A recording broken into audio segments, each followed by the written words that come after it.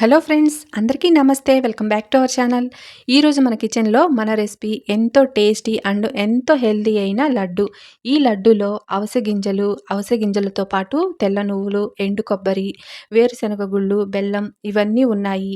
ఈ లడ్డులో ఉన్నవన్నీ మన హెల్త్కి చాలా చాలా ఉపయోగపడేవే.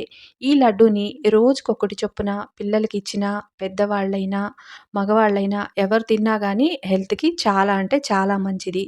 అలాగే ఫ్రెండ్స్, ఫస్ట్ టైం మన ఛానల్‌ని చూస్తున్న వాళ్ళు ప్లీజ్ లైక్ చేయండి. మన ఛానల్‌ని సబ్స్క్రైబ్ చేసుకోండి. ఇప్పుడు అవిసె గింజల్ని ఒక కప్పు వరకు తీసుకోవాలి. అలాగే ఒక కప్పు వరకు తెల్ల నువ్వులను కూడా తీసుకోవాలి. ఇప్పుడు ఎండు కొబ్బరి మనం గ్రైండ్ చేసుకొని ఒక కప్పు వరకు తీసుకొని, అలాగే వేరుశనగ గుళ్ళు కూడా ఒక కప్పు, తురిమిన బెల్లాన్ని కూడా ఒక కప్పు వరకు తీసుకొని పక్కన పెట్టుకోవాలి. ఇప్పుడు స్టవ్ వెలిగించుకొని ప్యాన్ హీట్ ఎక్కిన తర్వాత ముందుగా వేరుశనగ గుళ్ళని పచ్చిపోయేంత వరకు స్టవ్‌ని లో ఫ్లేమ్‌లో పెట్టేసుకొని వేయించుకోవాలి. మనం ఎక్కువ మంట పెట్టేసి ఫ్రై చేశామంటే లోపల పచ్చనేది ఉంటుంది. పైకి మాత్రం నల్లగా అయిపోయి మాడిపోతాయి. అలా కాకుండా స్టవ్‌ని లో ఫ్లేమ్‌లో పెట్టేసుకొని ఒకదాని తర్వాత ఒకటి ఈ విధంగా చిన్నగా ఫ్రై చేసుకోవాలి. ఇవి మొత్తం దేనికది వేరేగా సెపరేట్‌గా ప్లేట్‌లోకి తీసేసుకోవాలి. ఇప్పుడు తెల్ల నువ్వులు కూడా ఈ విధంగా చిటపటలాడేంత వరకుగా ఫ్రై చేసుకొని అవి కూడా వేరొక ప్లేట్‌లోకి తీసేసుకోవాలి. ఎండు కొబ్బరి కూడా వేసేసుకొని ఒకసారి ఫ్రై చేసుకోవాలి.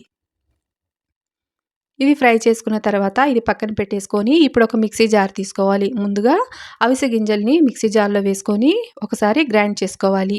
మరీ మెత్తగా కాకుండా కొంచెం పలుకులుగా గ్రైండ్ చేసుకొని వేరొక ప్లేట్‌లోకి తీసుకోవాలి. ఈ విధంగా ఉంటే సరిపోతుందనమాట.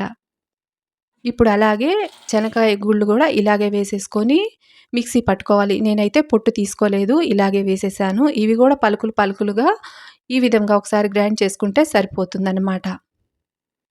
ఆ తర్వాత నువ్వులు, ఇప్పుడు బెల్లం కూడా వేసేసుకొని గ్రైండ్ చేసుకోవాలి. ఇది కొంచెం మెత్తగా గ్రైండ్ చేసుకోవాలి. ఈ విధంగా మెత్తగా గ్రైండ్ చేసుకున్న తర్వాత ఇప్పుడు మనం అవిసె గింజలు, అలాగే ఎండు కొబ్బరి, శనక్కాయ గుళ్ళు మొత్తం కలిపేసుకున్న ప్లేట్‌లో వేసేసుకొని ఇవి మొత్తం వేసేసుకొని బాగా కలుపుకోవాలి.